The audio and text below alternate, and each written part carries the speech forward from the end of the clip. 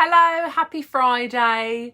This week we've been having a think about self-limiting beliefs, and we had a think on Monday about why we have them and how they get there, and how they form and influence us in our adult life. And today I'm going to be just sharing a few tips on how to get rid of them. And it's not easy to get rid of them because, like I said the other day, this is stuff that is conditioned from when we are growing up, the stories that we hear, the interpretations that we have to form truths. And they're often wrong, they're often misguided, but they have become a really important part of our sense of self. So undoing that isn't always easy.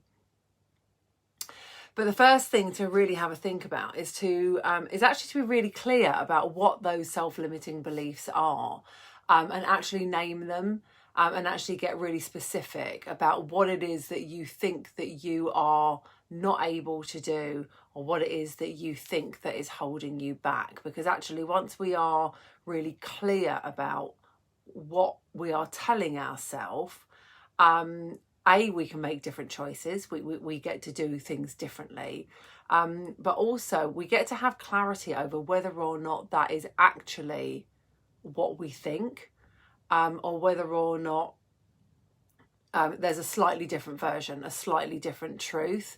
So it's really important to identify what it actually is that you think is either limiting you or holding you back. And then we get to do things differently. Once you've got that, the next thing to do then is to identify where that has come from.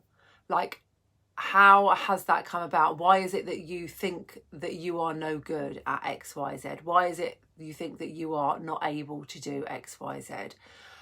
Whose voice is it that you hear? And often people think that they're hearing their own voice, but usually they're hearing somebody else's voice, and it's probably come from either a critical parent, or a critical caregiver, or a teacher, somebody who was influential in our life when we were younger. But it's really good to be able to identify that, because once we know whose voice we are hearing, we get to make the choice as to whether or not we want to listen to that person anymore. We get to choose whether or not that person's opinion matters to us as grown adults. It's a bit of a complicated one. That's why that's why you've got to be really specific about identifying what the self-limiting beliefs are, and then identifying where they come from, and really kind of like spend time working that out, because that's really, really important.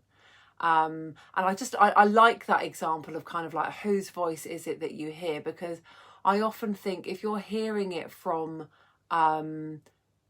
from a critical uncle, or a critical teacher, or a critical parent, do you value that person's opinion enough now as a grown adult?